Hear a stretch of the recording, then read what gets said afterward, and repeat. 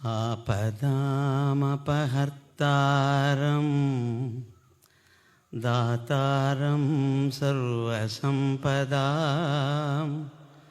लोकाभिरामं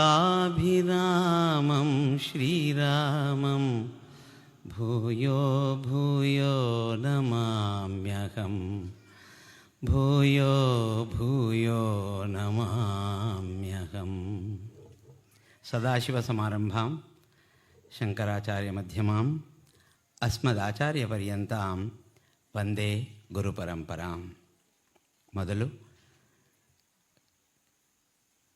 ಕೈಯಲ್ಲಿ ಬಳಪ ಹಿಡಿಸಿ ಅಕ್ಷರ ಮೂಡಿಸಿ ಇವತ್ತು ನಿಮ್ಮ ಮುಂದೆ ನಿಲ್ಲುವಂತಹ ಸಾಮರ್ಥ್ಯವನ್ನು ಕೊಟ್ಟಂಥ ನನ್ನ ತಂದೆ ತಾಯಿಗಳಿಗೆ ನಾನು ನಮಸ್ಕಾರವನ್ನು ಮಾಡ್ತಾಯಿದ್ದೇನೆ. ಆನಂತರ ಎಷ್ಟು ಜನ ಗುರುಗಳಾಗಿ ಹೋದರೋ ಗೊತ್ತಿಲ್ಲ, ಆದರೆ ಇಂದಿನ ಸಭೆಗೆ ನನ್ನನ್ನು ಕರೆಸೋದಕ್ಕೆ ಕಾರಣವಾಗಿರ್ತಕ್ಕಂತಹ ವಿದ್ಯಾದಾತ ಗುರುಗಳಿಗೆ ವಿಶೇಷವಾಗಿ ನಾನು ವಂದಿಸ್ತೇನೆ. ವೇದಶಿವ ಶಿವೋ ವೇದ ವೇದಾಧ್ಯಾಯಿ ಸದಾಶಿವ. ಇಂಥ ಮಕ್ಕಳನ್ನು ಪಡೆಯೋದಕ್ಕೆ ಎಷ್ಟು ಜನ್ಮದ ಪುಣ್ಯವನ್ನು ಪಡೆದಿರ್ತಾರೆ ಆ ತಂದೆ ತಾಯಂದಿರು. ಎಷ್ಟು ಸಂತೋಷ ಆಗ್ತಿದೆ ಗೊತ್ತಾ. ಲಕ್ಷಕ್ಕೋ 10 ಲಕ್ಷಕ್ಕೋ ಒಬ್ಬರು ಇದನ್ನು ಮಾಡ್ತಾರೆ. 7.25 ಕೋಟಿ ಜನಸಂಖ್ಯೆ ನಮ್ಮ ಕರ್ನಾಟಕದಲ್ಲಿ. ಅದರಲ್ಲಿ ನಾನು ಹೇಳ್ತಾ ಇರ್ತೇನೆ 15 ಜನದಿಂದ 16 ಜನ ಅಗ್ನಿಹೋತ್ರಿಗಳಿದ್ದಾರೆ ಅಂಥೇಳಿ. ಹಾಗೆ ಎಷ್ಟು ಗುರುಕುಲಗಳಿದೆಯೋ ಅಲ್ಲಲ್ಲಿ 4-6 ಮಕ್ಕಳನ್ನು ನಮ್ಮ ವೇದಾಧ್ಯಯನಕ್ಕೆ ಅಂತ ಬಿಟ್ಟಿದ್ದೇವೆ. ನಮ್ಮ ವಿದ್ಯಾಭ್ಯಾಸವನ್ನು ಬಿಡೋದಕ್ಕೆ ನಮಗೆ ತುಂಬ ಅಂಜಿಕೆ. ಬ್ರಿಟಿಷರ ಶಕ್ತಿ ಎಷ್ಟಿದೆ ನೋಡಿ. ಅವರ ಶಾಲೆಗೆ ಒಂದು ದಿವಸ ತಪ್ಪಿಸ್ಬಿಟ್ರೆ ಆ ತಂದೆ ತಾಯಿಗಳಿಗೆ ಶಿಕ್ಷೆ ಅಲ್ಲಿಂದ ಕಾದಿರುತ್ತೆ. ಪೇರೆಂಟ್ ಕರೀರಿ ಅಂತ ವಾಚಾಮಗೋಚರವಾಗಿ ಬೈತಾರೆ. ಬೈಸ್ಕೊಂಡ್ಬಿಟ್ಟು ತಲೆ ತಗ್ಗಿಸ್ಕೊಂಡು ವಾಪಸ್ ಬರ್ತೇವೆ. ಆದರೆ ನಿಮ್ಮ ಮಗು ಏನ್ರಿ ಸಂಧ್ಯಾ ವಂದನೆ ಬರೋಲ್ಲಲ್ರಿ, ಗಾಯತ್ರಿ ಬರೋಲ್ಲಲ್ರಿ ಅಂತ, ಅಯ್ಯೋ ಪಾಪ ಅದು ಪುರುಸತ್ತೆ ಇಲ್ಲ ರೀ, ಹೋಮ್ವರ್ಕು ಪಾಪ, ಸಂಧ್ಯಾ ವಂದನೆ ಅಂತೆ, ಗಾಯತ್ರಿ ಅಂತೆ, ಅವರ ಅಪ್ಪನಿಗೆ ಬರೋಲ್ಲ ಅಂಥೇಳಿ ಇಂಥ ಪಾಪ ಹೆಂಡತಿ ಆದವಳು ತನ್ನ ಗಂಡನಿಗೆ ಇಟ್ಟು ಆ ಮಗುವನ್ನು ಸಂರಕ್ಷಣೆ ಮಾಡುವಂಥ ಕಾಲ ಇದು. ಆಶ್ಚರ್ಯ ಆಗತ್ತೆ. ನಿಜವಾಗಿ ವೇದಾಧ್ಯಯನವನ್ನು ಮಾಡಬೇಕಾಗಿರೋನು ಜಾಯಮಾನೋ ವೈ ಬ್ರಾಹ್ಮಣಸ್ತ್ರಿಭಿರ್ಋಣವಾ ಜಾಯತೆ ಶುರುವೇದದಲ್ಲಿ ಹೇಳಿ 3 ಹುಟ್ಟಿದಂಗೆ 3 ಋಣ ತಗೊಂಡೇ ಬರ್ತೇವೆ ನಾವು. ದೇವಋಣ, ಋಷಿಋಣ, ಪಿತೃಋಣ. ದೇವಋಣ ಯಜ್ಞಯಾಗಾದಿಗಳಿಂದ ದೇವಋಣ ತೀರುತ್ತೆ. ಆ ಯಜ್ಞಯಾಗಾದಿಗಳಿಗೆ ಮತ್ತೆ ಯಥಾಪ್ರಕಾರ ಇದು ಬೇಕೇ ಬೇಕಲ್ಲ. ಯಾರೋ ಯಜ್ಞ ಮಾಡಲಿ, ಸುಮ್ಮನೆ ಬೇಕಾದ್ರೆ ಒಂದು ಸುತ್ತ ಹರಿದ್ಬಿಟ್ಟು ರಕ್ಷೆ ಇಟ್ಕೊಂಡು ಹೋಗ್ಬಿಡೋಣ ಅಂತಂದರೆ ಆಗೋದಿಲ್ಲ. ನಿಮ್ಮ ಪಾತ್ರ ಏನು ಅದರಲ್ಲಿ? ಅಲ್ಲಿ ಆ ಮಕ್ಕಳು ವೇದಾಧ್ಯಯನವನ್ನು ಮಾಡಿ ಋಗ್ವೇದೇನ ಹೋತಾ ಭವತಿ. ನೋಡಿ ನಮ್ಮ ಶ್ರೌತದ ಪ್ರಯೋಗಗಳನ್ನು. ಯಜುರ್ವೇದೇನ ಧ್ವರ್ಯು ಸಾಮೇನೋದ್ಗಾತ ಸರ್ವೈರ್ಬ್ರಹ್ಮ.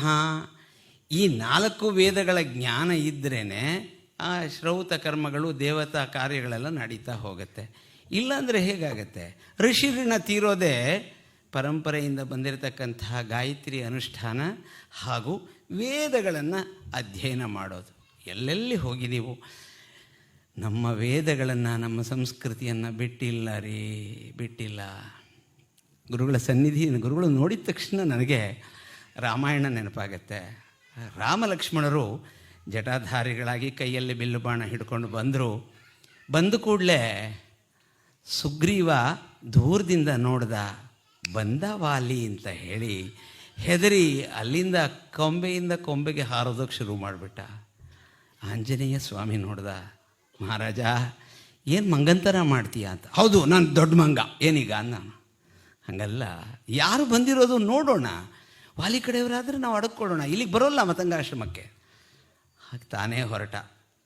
ಆಂಜನೇಯ ಹೋಗು, ಅವರು ಹೆದರಿಕೆ ಇಲ್ಲ ಅನ್ನೋರಾದರೆ ನನಗೆ ಸಂಜ್ಞೆ ಮಾಡು, ಇಲ್ಲಾಂದರೆ ಹೀಗನ್ನು ನಾನು ಮತ್ತೆ ಹಾರು ಹೋಗ್ಬಿಡ್ತೀನಿ ಬೇರೆ ಕಡೆಗೆ. ಆಂಜನೇಯ ಸ್ವಾಮಿ ಭಿಕ್ಷು ರೂಪದಲ್ಲಿ ಬಂದ, ಮಾತನಾಡಿಸ್ತಾನೆ ರಾಮಾದಿಗಳನ್ನು. ನಿಮ್ಮನ್ನು ನೋಡಿದರೆ ಇಡೀ ಭೂಮಿಯ ಅಲಂಕಾರವೇ ಅನ್ನಿಸ್ತಾ ಇದೆ.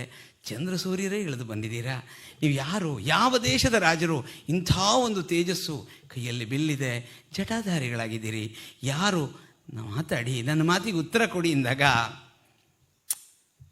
ರಾಮ ಕೇಳ್ತಾನಂತೆ, ಲಕ್ಷ್ಮಣ ಕೇಳು ಒಂದು ಸರಿ ಅವನು ಯಾರು ಅಂತ. ಸಾಮಾನ್ಯ ಅಲ್ಲ.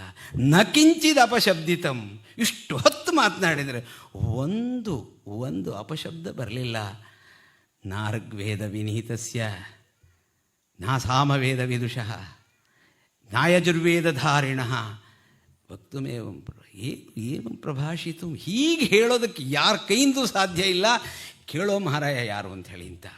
ಋಗ್ಯಜು ಸಾಮ ಸಮಸ್ತ ವ್ಯಾಕರಣಾದಿ ಶಾಸ್ತ್ರಗಳನ್ನು ಓದಿರ್ತಕ್ಕಂಥವ್ರು ಎಂಥ ಪರಿಶುದ್ಧವಾದ ಭಾಷೆಯನ್ನು ಮಾತನಾಡ್ತಾರೋ ಅಂಥ ಭಾಷೆಯನ್ನು ಇವನು ಮಾತನಾಡ್ತಾ ಇದ್ದಾನೆ. ಲಕ್ಷ್ಮಣ ಕೇಳಪ್ಪ ಮಹಾನುಭಾವ ಯಾರು ಅಂತ. ಸರ್ಟಿಫಿಕೇಟ್ ಕೊಟ್ಟವನು ಯಾರು ಗೊತ್ತಾ? ಸಾಮಾನ್ಯರಲ್ಲ.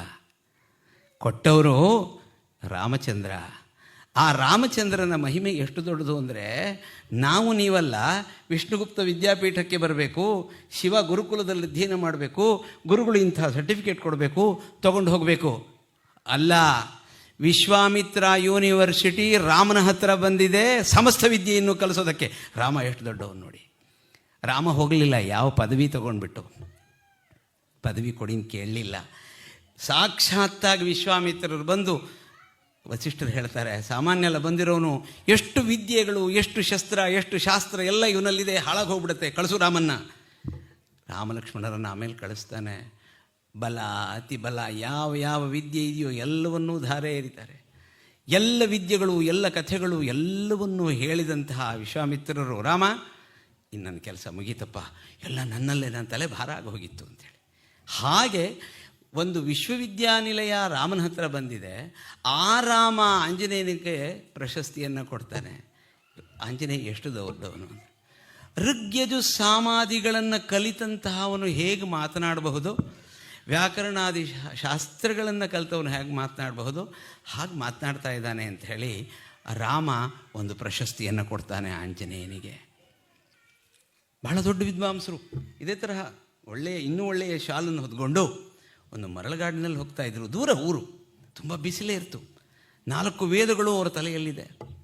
ತುಂಬ ಬಾಯಾರಿಬಿಟ್ರು. ಏನು ಮಾಡೋದು, ಎಲ್ಲಿದೆ ನೀರು ಅಂತ. ತುಂಬ ಹತ್ತಿರದಲ್ಲಿ ಒಂದು ಗುಡಿಸಿಲು ಕಾಣಿಸ್ತು. ಆ ಗುಡಿಸಿಲು ಹತ್ತಿರ ಹೋದರು. ತುಂಬ ವಯಸ್ಸಾದಂತಹ ವೃದ್ಧರು ಕೂತಿದ್ದರು. ಆ ವೃದ್ಧರ ಹತ್ರ ಹೋಗಿ, ಮಾಸ್ಮರೇ ನೀರು ಬೇಕು ನನಗೆ, ಒಂದು ತಂಬಿಗೆಯನ್ನು ಕೊಟ್ಟು, ಅಲ್ಲಿದೆ ಬಾವಿ, ತಗೊಳ್ಳಿ ಎಂದರು. ಹೋಗಿ ನೋಡ್ತಾರೆ, ಬಾವಿ ಏನಿದೆ, ಬಾವಿ ಇದೆ ಅಷ್ಟೇ, ನೀರು ಒಂದಿಲ್ಲ ಅದರಲ್ಲಿ. ಆ ಕ್ಷಣ, ಸ್ವಾಮಿ ನೀರಿಲ್ಲ ಅಂದಿದ್ರೆ ಮುಂದಕ್ಕೆ ಹೋಗ್ತಿದ್ನಲ್ಲ. ಅಯ್ಯಯ್ಯೋ ಯಾಕೆ, ಏನಾಯಿತು? ಒಳ್ಳೆ ಅಧ್ಯಯನ ಸಂಪನ್ನರಲ್ವೇ, ಒಂದು ಸಾರಿ ವರುಣ ಮಂತ್ರವನ್ನು ಜಪ ಮಾಡಬಹುದಲ್ವಾ ಅಂದರು. ಒಂದು ಸಾರಿ ಏನೋ 108 ಆಯಿತು, ನೀರು ಬರಲಿಲ್ಲ. ಆ ಕ್ಷಣ ಯಾಕೋ ಬರಲಿಲ್ಲ ಅಂತ ಅವರೇ ಬಂದರು. ಕಣ್ಣು ಮುಚ್ಚಿ ಏಕಾಗ್ರತೆಯಿಂದ 1-2-3 ನಿಮಿಷಗಳ ಕಾಲ ವರುಣನನ್ನು ಪ್ರಾರ್ಥನೆ ಮಾಡಿದರೆ, ಎಲ್ಲಿತ್ತೋ ಪಾತಾಳ ಗಂಗೆ ಗುರುಬರು ಮೇಲಕ್ಕೆ ಬಂದು, ತುಂಬ್ಕೊಳ್ಳಿ ಸ್ವಾಮಿ. ತುಂಬ್ಕೊಂಡು ನೀರು ಕುಡಿದ್ರು. ಅವ್ರ ಕಾಲನ್ನು ಹಿಡಿದರು. ನನಗೆ ಬರದೇ ಇರೋ ಶಕ್ತಿ ನಿಮಗೆ ಯಾಕೆ ಬಂತು ಅಂಥೇಳಿ. ನಮ್ಮ ವಿದ್ಯಾರ್ಥಿಗಳಿಗೆ ಹೇಳ್ತಾ ಇದ್ದೇನೆ, ಇಲ್ಲೊಂದು ಸರ್ಟಿಫಿಕೇಟ್ ಸಿಕ್ತು, ಮೂಲ ಆಯಿತು, ಓದೋಗಿ ಬಂತು, ಮುಂದೇನು? ಹಾಗೆ ನಿಮ್ಮಂಥ ಸರ್ಟಿಫೈಡ್ ವಿದ್ವಾಂಸ ಅಷ್ಟೇ ನಾನು, ನಿಜವಾದ ವಿದ್ವಾಂಸನಲ್ಲ. ನಿಜವಾದ ವಿದ್ವಾಂಸನಿಗೆ ಮಾತಾಡೋದೇ ಇಲ್ಲ, ಅವನು ಸಾಧನೆ ಮಾಡ್ತಾನೆ. ನಮಗೆ ಸಾಧನೆ ಇಲ್ಲ, ಮಾತಾಡೋಕೆ ಬರುತ್ತೆ. ಆ ಕ್ಷಣ ಕಾಲು ಹಿಡ್ಕೊಂಡ್ರೆ ಅವ್ನು ಹೇಳ್ತಾರೆ, ಸ್ವಾಮಿ ಎಷ್ಟಾಗಿದೆ ವೇದ ನಿಮಗೆ ಅಂತ. 82 ಪ್ರಶ್ನ ಯಜುರ್ವೇದ, 10 ಮಂಡಲ ಋಗ್ವೇದ, ಸಾಮ ಅಥರ್ವ 4ರಲ್ಲೂ ಗತಿ ಇದೆ. ಆದರೆ ನಿಮ್ಮ ಶಕ್ತಿ ನನಗಿಲ್ವಲ್ಲ ಅಂತ. ಏನಪ್ಪ, ನನಗಾಗಲೇ ಜೀರ್ಣವಾಗಿ ಹೋಗಿದೆ ಶರೀರ, ನಾನು ಕಲ್ತಿರೋದು ಎಲ್ಲೋ ಒಂದು ಸ್ವಲ್ಪ ಅಷ್ಟೇ ಅಂತ. ಆದರೆ ನೀವು ಹೇಳಿದ ತಕ್ಷಣ ವರುಣ ಯಾಕೆ ಬಂದು ಮಾತು ಕೇಳ್ದ? ಒಂದೊಂದು ಮಂತ್ರವನ್ನು 27,000 ಬಾರಿ ಹೇಳ್ತೇನಪ್ಪ, ಆ ದೇವರು ಬಂದು ಕೇಳ್ತಾನೆ ನಮ್ಮ ಮಾತನ್ನು ಅಂತ. ಏನು ಮಾಡಬೇಕು? 82 ಪ್ರಶ್ನೆ ಇಟ್ಕೊಂಡು ಅಂತ. ಮೊದಲು 82 ಪ್ರಶ್ನೆ ಹೇಳಬೇಕು. ಆದರೆ ಒಂದೊಂದು ಮಂತ್ರಕ್ಕೂ ಆ ದೇವತೆ ನಾವು ಕರೆದಾಗ ಬರೋ ಹಾಗಿದ್ದರೆ ಆ ಮಂತ್ರಕ್ಕೆ ಆ ಶಕ್ತಿ. ಹೋಗ್ತೇವೆ ಬೆಂಗಳೂರಿನಲ್ಲಿ ನೋಡಬೇಕು, ಬೆಳಗ್ಗೆ 4:15 ಎದ್ದರೆ ತಮ್ಮ ಸಂಧ್ಯಾ ವಂದನೆಯನ್ನು ಪಕ್ಕದ ಮನೆಯವರಿಗೆ ಹೊತ್ತು, ಒಂಚೂರು ನಾನು ಸಂಧ್ಯಾ ವಂದನೆ ಮಾಡು, ತುಂಬ ಅರ್ಜೆಂಟ್ ಕೆಲಸ ಇದೆ. ಒಂದು ಮನೇಲಿ ಶ್ರಾದ್ದ ಮಾಡಿಸ್ತಾನೆ, ಒಂದು ಮನೇಲಿ ಸತ್ಯನಾರಾಯಣ ಪೂಜೆ ಮಾಡ್ತಾನೆ, ಇನ್ನೊಂದು ಮನೇಲಿ ಏನೋ ಒಂದು ಮಾಡ್ತಾನೆ, ಶ್ರಾದ್ದದ ಊಟನೂ ಮಾಡಿಸ್ಕೊಂಡು ಸಾಯಂಕಾಲ ಉದಕ ಶಾಂತಿ ಹೋಗಿರ್ತಾನೆ. ಏನು ಮಮ್ಮ ದುಡಿಬೇಕು. ತುಂಬ ದುಡಿದ್ರೆ ಯಾರಾದರೂ ಕನ್ಯಾಪಿತೃಗಳು ಒಂದು ಹೆಣ್ಮಗುನ ಕೊಡ್ತಾರೇನೋ ಅಂತ ಏನೋ ಒಂದು ಆಸೆ, ಭ್ರಾಂತಿ. ನಿಷ್ಕಾರಣಂ ಷಡಂಗೋ ವೇದೋ ಅಧ್ಯೇತವ್ಯ ಜ್ಞೇಯಶ್ಚ. ವೇದಾನ್ ವೇದೌ ವೇದಂಬ. ನೀವು ಯಾಕೆ ಅಂತ ಕೇಳಬೇಡಿ, ಏನು ಪ್ರವರ ಹೇಳ್ತೀರಿ ನೀವು? ಅಭಿವಾದಯೇ ಭಾರ್ಗವ ವೈತಹವ್ಯ ಸಾವೇದಸ. 3 ಜನ ಋಷಿಗಳ ಹೆಸರನ್ನು ದಿನ ಬೆಳಗ್ಗೆ ಸಾಯಂಕಾಲ 2 ಸರಿ ಹೇಳ್ತೀಯಲ್ಲ, ನಾಚಿಕೆ ಆಗಬೇಕು. ಎಂತೆಂಥ ಪರಂಪರೆ ನಮ್ಮದು. ತ್ರಯ ಋಷಯ ಪ್ರವರಾನ್ವಿತ ವಧೂಲಗೋತ್ರ ಆಪಸ್ತಂಭ ಸೂತ್ರ, ಅದು ಬೇರೆ. ಅಶ್ವಲಾಯನ ಸೂತ್ರ ಹೇಳ್ತೀರಿ. ಯಜುಶಾಖಾಧ್ಯಾಯಿ ಬೇಡ, ಋಕ್ಷಾಖಾಧ್ಯಾಯಿ, ಸಾಮಶಾಖಾಧ್ಯಾಯಿ. ದಿನ ಬೆಳಗ್ಗೆ ಸಾಯಂಕಾಲ ಹೇಳಬೇಕು ಕಣೋ ಮಗು ಅಂತ ಸಣ್ಣ ಮಗುಗೆ ನಾವು ಕಳಿಸ್ತೀವಿ. ಆದರೆ ಏನೇ ಮಗುನ ಒಂಚೂರು ದಿನಕ್ಕೊಂದು ಅರ್ಧ ಗಂಟೆ ಎಲ್ಲಾದರೂ ಒಂಚೂರು ಮಂತ್ರ ಹೇಳಿಸ್ಕೊಂಡು ಬರಲ್ಲ. ಸುಮ್ಮನೆ ಇರ್ರಿ, ಅದಕ್ಕೆ ಹೋಮ್ವರ್ಕು ಬಡ್ಕೊಂಡು ಸಾಯ್ತವೆ ಆ ಟೀಚರ್ಗಳು. ಸುಮ್ಮನೆ ಇರ್ರಿ, ಎಲ್ಲೂ ಕರ್ಕೊಂಡು ಹೋಗ್ಬೇಡಿ. ಆ ಮಗು ಏನನ್ನೂ ಕಲಿಯೋಲ್ಲ ರೀ, ಅನ್ಯಾಯ, ಹೊಟ್ಟೆ ಹೊರದು ಹೋಗುತ್ತೆ. ಇಂಥ ಪರಂಪರೆಗೆ ಗುರುಕುಲಕ್ಕೆ ಕಳಿಸಿರ್ತಕ್ಕಂಥ ತಾಯ ತಂದೆರನ್ನು ನಾನು ಶಿರಸಾಷ್ಟಾಂಗ ನಮಸ್ಕಾರ ಮಾಡ್ತೇನೆ. ಪ್ರತಿಯೊಬ್ಬರೂ ಕೂಡ ಗಂಡ ಹೆಂಡತಿ ಮದುವೆ ಆದ ದಿವಸ ರಾತ್ರಿ ಸಂಕಲ್ಪ ಮಾಡಬೇಕು, ಇಂಥ ಮಹಾತ್ಮನನ್ನು ಕೊಡು ನನಗೆ. ಸುಮ್ಮನೆ ಯಾವುದೋ ಒಂದು ಬೀದಿಲಿ ಹೋಗುವಂಥ ಹಂದಿಗಳಿಗೆ ಜನ್ಮ ಕೊಡೋ ಅಗತ್ಯ ಇಲ್ಲ. ಪರಮಾತ್ಮನನ್ನು ಕಾಣುವಂಥದ್ದು ಈ ವೇದವಿದ್ಯೆ. ಅವನ ನಿಟ್ಟುಸಿರು, ಅವನ ನಿಶ್ವಾಸಗಳು, ಪರಮಾತ್ಮನ ನಿಶ್ವಾಸಗಳೇ ವೇದಗಳು. ಅಂಥ ವೇದವನ್ನು ಹೇಳೋ ಬಾಯನ್ನು ಕೊಡ್ತಕ್ಕಂಥ ಮಗನನ್ನು ನನಗೆ ಕೊಡು. ಆ ಗಂಡ ತನ್ನ ಬಂದಿರತಕ್ಕಂತಹ ಆ ಜೀವನಿಗೆ ಒಳ್ಳೆಯ ಕ್ಷೇತ್ರವನ್ನು, ಜಾಗವನ್ನು ಹುಡುಕ್ತಾ ಇದ್ದಾಗ ನನ್ನ ಗರ್ಭಕ್ಕೆ ಕಳಿಸು ಅಂತ ಹೇಳಿ ವೇದಾಧ್ಯಯನ ಮಾಡಿರ್ತಕ್ಕಂಥವನನ್ನು ಪತಿಯಾಗಿ ಪಡೆಯೋದಕ್ಕೆ ಒಂದು ಭಾಗ್ಯ ಬೇಕು ಅಂತ ಹೇಳಿಬಿಟ್ಟು ಅಂತ ಮುಂದಕ್ಕೆ ಬರಬೇಕು ಹೆಣ್ಣುಮಕ್ಕಳು. ಆಗ ನಿಮ್ಮ ಗರ್ಭ ಅಂತಕ್ಕಂಥ ಪವಿತ್ರದ ದೇವಾಲಯದಲ್ಲಿ ಪರಮಾತ್ಮ ಬಂದು ಕೂತ್ಕೊಳ್ತಾನೆ ವಿನ ಯಾವುದೋ ಹೊಲಸು ಜೀವಗಳು ಬರೋದಿಲ್ಲ ರೀ. ಇದು ಸಂಕಲ್ಪ ಮದುವೆ ದಿವಸ ರಾತ್ರಿ ಮಾಡಬೇಕು. ಮಕ್ಕಳು ಅನ್ನೋದು ಉದ್ದೇಶವಾಗಬೇಕೇ ವಿನ ಪರಿಣಾಮ ಆಗಬಾರ್ದು. ಗೊತ್ತಾಯ್ತಾ ವ್ಯತ್ಯಾಸ ಏನು ಅಂತ? ಪರಿಣಾಮ ಸೇರಿದ್ರಿಂದ ಯಾವುದೋ ಒಂದು ಹುಟ್ಟುತ್ತಲ್ಲ, ಅದು ಉದ್ದೇಶ. ಅಂದರೆ ಯಾವುದನ್ನು ಸಂಕಲ್ಪ ಮಾಡಿರ್ತೀರೋ ಅದೇ ಹುಟ್ಟೋದಕ್ಕೆ ಯಾವುದು ಹುಟ್ಟಬೇಕು? ಆ ಪರಮಾತ್ಮ ಹುಡುಕ್ತಾನಂತೆ. ಕಾಮ, ಕ್ರೋಧ, ಲೋಭ, ಮೋಹ, ಮದ, ಮಾತ್ಸರ್ಯ, ಕೊಳೆ, ಕಸ ಎಲ್ಲ ತುಂಬಿಕೊಂಡಿರೋ ಜಾಗಕ್ಕೆ ಅವನು ಬರೋ ಕಷ್ಟ ರೀ. ನಮ್ಮ ಹೃದಯಕ್ಕೆ ಹೆಸರು ಹೃದಯ ಆಯತಿ ಅಂತ. ನಮ್ಮ ಹೃದಯಕ್ಕೆ ಅವನು ಬಂದು ಕೂತ್ಕೊಳ್ಳೋಕೆ ಜಾಗ ಹುಡುಕ್ತಾನಂತೆ. ಇಷ್ಟು ಕೊಳೆ ಇಟ್ಕೊಂಡಿರೋ ಜಾಗಕ್ಕೆ ಅವನು ಬರೋದಿಲ್ಲ ಅಂತೇಳಿ. ಅವನು ಅಪ್ಪ ನೀನೇ ನನ್ನ ಗರ್ಭಕ್ಕೆ ಬರಬೇಕು, ನೀನೇ ನನ್ನನ್ನು ಉದ್ಧಾರ ಮಾಡಬೇಕು ಅಂತ ಹೇಳಿ ಯಾವ ದೇವಕಿ ಪ್ರಾರ್ಥನೆ ಮಾಡಿದ್ಲೋ, ಯಾವ ಯಶೋದೆ ಪ್ರಾರ್ಥನೆ ಮಾಡಿದ್ಲೋ, ಯಾವ ಕೌಸಲ್ಯ ಪ್ರಾರ್ಥನೆ ಮಾಡಿದರೋ, ಕಶ್ಯಪ ದೇವಹೂತಿಯವರು ಏನು ತಪಸ್ಸು ಮಾಡಿದರೋ ಅಂಥ ತಪಸ್ಸನ್ನು ಮಾಡಿ ಅಂಥ ಮಕ್ಕಳನ್ನು ಹುಡುಕಬೇಕು, ಪಡಿಬೇಕು. ಯಾಕೆ ಎಲ್ಲರ ಮನೆಯಲ್ಲೂ ಅಂಥ ಪರಮಹಂಸರು ಹುಟ್ಟೋದಿಲ್ಲ? ಇಂಥ ಮಹಾತ್ಮರು ಯಾಕೆ ಹುಟ್ಟೋದಿಲ್ಲ ಎಲ್ಲರ ಮನೆಯಲ್ಲೂ? ಯಾಕೆಂದರೆ ನಮಗಂಥ ಉದ್ದೇಶವೇ ಇಲ್ಲ, ನಮಗದರ ಆಸಕ್ತಿನೇ ಇಲ್ಲ. ಯಾವುದೋ ಒಂದು ಸೇರಿದ್ದಕ್ಕೆ ಹುಟ್ಟತ್ತಲ್ಲ, ಬೆಳೆದಾಯಿತು. ಹೇಗಾದರೂ ಇರಲಿ ಆ ಮೋಹ ನೋಡಬೇಕು ರೀ ಆ ಮಕ್ಕಳ ಮೇಲೆ. ಯಾಕೆ? ನಾವೇ ಪಡೆದಿದ್ದ ಮಕ್ಕಳು ಅಂಥೇಳಿ ಅಂತ. ಆದ್ದರಿಂದ ಬಂಧುಗಳೇ, ನನಗೆ 20 ನಿಮಿಷ ಕಾಲ ಕೊಟ್ಟಿದ್ದಾರೆ. ಬಹುಶಃ ಆಗ್ತಾ ಬಂತು ಅಂತ ನಾನು ಅಂದ್ಕೊಳ್ತೇನೆ. 1-2 ನಿಮಿಷ ಇದ್ದಿರಬಹುದು. ಒಬ್ಬರು ಅತಿಥಿಗಳು ತಡವಾಗಿ ಬಂದ್ರಂತೆ. ಇಂಗ್ಲೀಷ್ನಲ್ಲಿ ಕೇಳ್ದ ಅವನು, convener come on, where is your secretary ಬಂದ. How long I have to speak ಅಂತ ಕೇಳ್ದ. ಎಷ್ಟೊತ್ತು ಮಾತಾಡಬೇಕು ಅಂಥೇಳಿ ಅಂತ. ಅದಕ್ಕೆ ಅವನಿದ್ದವನು, you can take your own time, you can speak your own time. ಆಮೇಲೆ our people will sit for 20 minutes. ನಮ್ಮ ಜನ 20 ನಿಮಿಷ ಕೂತ್ಕೋತಾರೆ, ನೀ ಎಷ್ಟೊತ್ತು ಬೇಕಾದರೂ ಮಾತಾಡು ಅಂತ. ಖಾಲಿ ಜಾಗಕ್ಕೆ ಮಾತಾಡೋಕ್ಕೆ ಬರೋದಿಲ್ಲ. ಆದರೆ ಇಂಥ ಒಂದು ಮಹಾತ್ಮರ ಸಭೆಗೆ ಸ್ತ್ರೀಲಿಂಗದ ಸಭಾ ಅಲ್ವಾ ಉಮಾಕಾಂತ್ ಭಟ್ರೆ? ಇಲ್ಲದೆ ಹೋಗಿದ್ದರೆ ಅದು ಸಭಮ್ಮ ಆಗಿಬಿಡ್ತಿತ್ತು. ವ್ಯಾಕರಣದಲ್ಲಿ ಒಂದು ನಿಯಮ, ಸಭಾ ಶಬ್ದಕ್ಕೆ ಎಲ್ಲೆಲ್ಲಿ ವಿದ್ಯಾವಂತರು, ಮಹಾತ್ಮರು, ವಿವೇಕಿಗಳು ಇರ್ತಾರೋ ಅದು ಸಭಾ. ಇಲ್ಲ ಅಂದರೆ ಸಭಂ. ಅಯ್ಯೋ ಅಷ್ಟು ಮಂಗಗಳಿದ್ವಲ್ಲ ಅಂತ ಮರ್ಕಟ ಸಭಂ. ಅದು ಮನುಷ್ಯರ ಸಭೆ ಇದೆಯಲ್ಲ, ಇದು ಸಭಾ ಅಂತ ಆಕಾರದ ಸ್ತ್ರೀಲಿಂಗ ಶಬ್ದ. ಇಂಥ ವಿದ್ವಾಂಸರ, ಜ್ಞಾನಿಗಳ, ತಿಳುವಳಿಕೆ ಇರತಕ್ಕಂಥ, ಪರಿಪಕ್ವವಾಗಿರ್ತಕ್ಕಂಥ, ವೇದಿಕೆ ಮೇಲಿರ್ತಕ್ಕಂಥ ನಮ್ಮ ಉಮಾಕಾಂತ್ ಭಟ್ರಂಥ ವಿದ್ವಾಂಸರು ಎಲ್ಲೆಲ್ಲರೂ ಆರಾಧಿಸ್ತಾ ಇದ್ದೀರಿ. ಅಂಥ ಸಭೆಯಲ್ಲಿ ಏನೂ ಗೊತ್ತಿಲ್ಲದ, ಹೇಗೆ ಅಂದರೆ ಯದಾ ಕಿಂಚಿಜ್ಞೋಹಂ ದ್ವಿಪ ಇವ ಮದಾಂಧ ಸಮಭವಂ ಅಂತ. ನನಗೊಂದು ಚೂರು ಗೊತ್ತಾಯಿತು ಅಂದ ತಕ್ಷಣ ನನಗೆ ಮದ್ದಾನೆ ಥರ ಓಡಾಡೋಕ್ಕೆ ಶುರು ಮಾಡ್ತೀನಿ. ಆಗ ನೋಡಿರ್ತಾರೆ ಯಾರೋ, ಇವನು ಭಾಳ ತಿರ್ಕೊಂಡಿರಬಹುದು ಅಂಥೇಳಿ ಅಂತ. ನನಗೆ ಗೊತ್ತಾಗತ್ತೆ, ಯದಾ ಕಿಂಚಿತ್ ಅವಗತಂ ಬುಧಜನ ಸಕಾಶಾದ ಅವಗತಂ. ಈ ತಿಳಿದವ್ರ ಜೊತೆ ಓಡಾಡೋಕ್ಕೆ ಶುರು ಮಾಡಿದ ಮೇಲೆ ನಂಗೆ ಗೊತ್ತಾಯಿತು ನನಗೇನೂ ಗೊತ್ತಿಲ್ಲ ಅಂತ. ತದಾ ಮೂರ್ಖೋಸ್ಮೀತಿ ಜ್ವರ ಇವ ಮಧೋಮೇ ವ್ಯಪಗತಃ. ಇಂಥ ದೊಡ್ಡ ದೊಡ್ಡ ವಿದ್ವಾಂಸರ ಮುಂದೆ ನಿಂತ್ಕೊಂಡು ನಾನು ಮಾತಾಡೋದು ನಾನು ಮಾತಾಡೋದು ಲೌಕಿಕವನ್ನೇ, ತುಂಬ ಶಾಸ್ತ್ರವನ್ನೆಲ್ಲ ಮಾತಾಡೋಕ್ಕಾಗೋದಿಲ್ಲ. ಈ ವೇದವಿದ್ಯೆಯನ್ನು ಕಲಿತರೆ ಮುಂದೇನು ಅಂತ ಪ್ರಶ್ನೆ.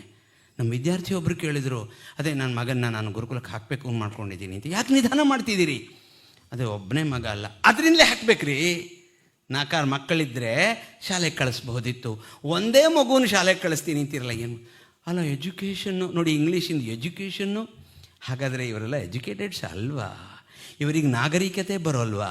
ಇವರಿಗೆ ನಡವಳಿಕೆ ಗೊತ್ತಿಲ್ವಾ? ಏನು ಗೊತ್ತಿಲ್ಲ ಹೇಳಿ? ಗುರುಕುಲ ಏನನ್ನು ಕಲಿಸೋಲ್ಲ ಹೇಳಿ? ಯಾವ ಶಾಲೆಯಲ್ಲಿ ಏನನ್ನು ಕಲಿಸೋಲ್ವೋ ಅದೆಲ್ಲವನ್ನೂ ಕಲಿಸುತ್ತೆ. ಒಂದೊಂದು ಮಗುವನ್ನು ಯಾವ ಟೀಚರು ನೋಡೋಕ್ಕಾಗೋದಿಲ್ಲ. 40 ನಿಮಿಷ 35 ನಿಮಿಷದ ತರಗತಿ ಬಿಟ್ಟು ಹೋದ ಕೂಡಲೇ ಆ ಮಕ್ಕಳಿಗೂ ಆ ಟೀಚರ್ಗೂ ಸಂಬಂಧ ಇಲ್ಲ, ಹೌದಾ? ಅದೇ ಮುಂದಿನ ತರಗತಿ ಇವ್ರು ಬಂದು ನೋಡಬೇಕು. ಅಷ್ಟು 50 ಮಕ್ಕಳನ್ನು ಹೇಗ್ರಿ ನಿಗಾ ಮಾಡ್ತಾರೆ? ಆದರೆ ಗುರುಕುಲದ ಒಬ್ಬ ಮಂಜುನಾಥ್ ಭಟ್ರಂಥ ಅಧ್ಯಾಪಕರು 10 ಮಕ್ಕಳನ್ನು ನೋಡ್ತಾ ಇರ್ತಾರೆ. 24/7 ನೋಡ್ತಾರೆ. ನಿಮಗೆ ಗೊತ್ತೇ ಆಗ್ತಿಲ್ಲ ಆ ಮೊಬೈಲನ್ನು ಇಟ್ಕೊಂಡು ಮಗು ರೂಮ್ ಸೇರಿ ಏನು ಮಾಡುತ್ತೆ ಅಂತ. ಯಾವ ಗುರುಕುಲದಲ್ಲೂ ಕೂಡ ಮೊಬೈಲ್ಗಳನ್ನು ಕೊಡೋದಿಲ್ಲ. 1 ಗಂಟೆ ಮಾತ್ರ ಅಮ್ಮನ ಹತ್ರ ಮಾತಾಡು ಅಂತ ಹೇಳಿ ಕಳಿಸ್ತಾರೆ. ನನ್ನ ಮಗನ ಗುರುಕುಲಕ್ಕೆ ಇಲ್ಲ, ಕಾರವಾರದ ಗುರುಕುಲಕ್ಕೆ ಕಳಿಸ್ದೆ. ಏನ್ರಿ ಒಬ್ಬನೇ ಮಗ, ಶಿಕ್ಷಣ ಇಲ್ವಾ ಅಂತ. ನನ್ನ ಮಗನ ನೋಡಿ, ಈಗ ಬೆಂಗಳೂರಿನಲ್ಲಿ ಅವ್ನು ಬೆಂಗಳೂರನ್ನೇ ಆಳ್ತಾ ಇದ್ದಾನೆ. ಯಾಕೆ? ಶಿಕ್ಷಣ ಅಲ್ವಾ ಅದು? ನಿಜವಾದ ಶಿಕ್ಷಣ ಇದೆ. ಯಾವ ವಿದ್ಯಾ ಸಾ ವಿಮುಕ್ತ. ಯಾವ ವಿದ್ಯೆಯನ್ನು ಕಲಿತರೆ ಮುಕ್ತಿಗೆ ದಾರಿ ಸಿಗುತ್ತೋ, ಎಲ್ಲರೂ ಕುಲವೇ ಉದ್ಧಾರವಾಗುತ್ತೋ ಅಂಥ ವಿದ್ಯೆಯನ್ನು ಬಿಟ್ಟು ಆ ಒಂದು ಕೆಲಸ ಸಿಗುತ್ತೋ ಬಿಡುತ್ತೋ ಗೊತ್ತಿಲ್ಲ. ನಾಳೆ ಅವನು ಓದಿ ಉದ್ಯೋಗಕ್ಕೆ ಸೇರಿದ ಮೇಲೆ ವಿವಾಹವಾಗುತ್ತೋ ಇಲ್ಲೋ ಗೊತ್ತಿಲ್ಲ. ವಿವಾಹವಾದ ಮೇಲೆ ಇಲ್ಲೇ ಇರ್ತಾನೋ ಗೊತ್ತಿಲ್ಲ. ವಿದೇಶದಿಂದ ಸೊತ್ತಾಗಲೂ ಬರದೇ ಹೋದ ಮೇಲೆ ಅಂತಹ ವಿದ್ಯೆಗೆ ಬೆಂಕಿ ಹಾಕಬೇಕು. ಯಾತಕ್ರಿ ಬೇಕು ಆ ವಿದ್ಯೆ? ಮೊನ್ನೆ ಒಬ್ಬ ಮಹಾರಾಷ್ಟ್ರದ, ನಮ್ಮ ಕರ್ನಾಟಕದ ತುದಿಯಲ್ಲಿದ್ದಂತಹ ಬ್ರಾಹ್ಮಣ ಶರೀರ ಸತ್ತು ಬಿದ್ದಿದೆ. ಹೆಣ್ಣುಮಗಳು ಹೇಳ್ತಾಳಂತೆ, ಅವನಿಗೂ ನಮಗೂ ಯಾವ ಸಂಬಂಧನೂ ಇಲ್ಲ, ತೊಗೊಂಡೋಗಿ ಬಿಸಾಕಿ ಬನ್ನಿ ಅಂತೇಳಿದ್ದ. ನಾಚಿಗೇಡು. ಇಂಥ ಒಂದು ರಕ್ತದಲ್ಲಿ, ಒಂದು ಉತ್ತಮವಾದಂತಹ ಸುಸಂಸ್ಕೃತ ಮನೆತನಗಳಲ್ಲಿ ನಾವು ಬಂದು ಶರೀರದ ಬೆಲೆಯನ್ನು ತಿಳ್ಕೊಳ್ಳಿಲ್ಲ, ತಂದೆ ತಾಯಿ ಬೆಲೆ ತಿಳ್ಕೊಳ್ಳಿಲ್ಲ. ಓದಿದ್ವಿ, ಹಣ ಬಂತು, ಗೌರವ ಸಿಕ್ತು, ಹಾರು ಹೋದ್ವಿ. ಅವರು ಸತ್ತಾದರೂ ಹೋಗಲಿ, ಏನಾದರೂ ಹಾಕ್ಕೊಂಡು ಹೋಗಲಿ. ಈ ಒಂದು ಸ್ಥಿತಿಗೆ ಆ ಮಕ್ಕಳನ್ನು ಈ ವಿದ್ಯಾಭ್ಯಾಸನೇ ಕೊಡಿಸಿ ಅವನ್ನೆಲ್ಲೋ ಸುಖವಾಗಿ ಬದುಕ್ಕೊಳ್ತಾರೆ. ಆದ್ದರಿಂದ ಒಂದು ನನ್ನ ಪ್ರಾರ್ಥನೆ ಹೀಗಿದೆ, ಕನಿಷ್ಠ 5 ವರ್ಷಗಳ ಕಾಲ ನೀವು ದೊಡ್ಡ ತ್ಯಾಗ ಅಂತಲೇ ಮಾಡ್ಕೊಳ್ಳಿ, ಪರವಾಗಿಲ್ಲ. ಆ ಮಗುವನ್ನು ಇಂಥ ಗುರುಕುಲದಲ್ಲಿ ಕಳಿಸಿ ಈ ತರಹ ಒಂದು ಪ್ರಶಸ್ತಿ ಬರಲಿ. ಏನ್ರಿ ನೋಡಿ, ಆ ಶಾಲೆಗಳನ್ನು ನೋಡಿದರೆ ಎಷ್ಟು ಸಂತೋಷ ಆಗುತ್ತೆ. ಯಾವ ಮಗು, ನಮ್ಮ ಮಗು SSLC ಮಾಡಿ ಬಂದಂತ ಯಾರಾದರೂ ಈ ಥರ ಶಾಲೆ ಹೊಚ್ಚಿದಾರಾ? PUCಗೆ ಹೊಚ್ಚಿದಾರಾ? ಡಿಗ್ರಿಗೆ ಹೊಚ್ಚಿದಾರಾ? ಮಾಸ್ಟರ್ ಡಿಗ್ರಿಗೆ ಹೊಚ್ಚಿದಾರಾ? PhDಗೂ ಹೊಚ್ಚಿಲ್ಲ. ನನಗೆ ಹೊಚ್ಚಿರೋದು, ನನಗೆ ಈ PhDಗಲ್ಲ, ಇದನ್ನೇನೋ ಒಂದು ಸ್ವಲ್ಪ ಮಾಡ್ಕೊಂಡಿದ್ದೀನಿ ಅಂತ. ಆದ್ದರಿಂದ ಗೌರವ ಇದೆ, ಜೀವನ ಇದೆ, ಜನ್ಮ ಸಾರ್ಥಕ ಇದೆ. ಆದ್ದರಿಂದ ಗುರುಕುಲವೇ ನಮ್ಮ ಸಂಸ್ಕೃತಿ, ಗುರುಕುಲವೇ ನಮ್ಮ ಶಿಕ್ಷಣ. ಅದನ್ನೇ ನಾವು ಪ್ರತಿಜ್ಞೆ ಮಾಡಿ ಅದಕ್ಕೆ ಕಳಿಸೋ ಹಾಗಾಗೋಣ.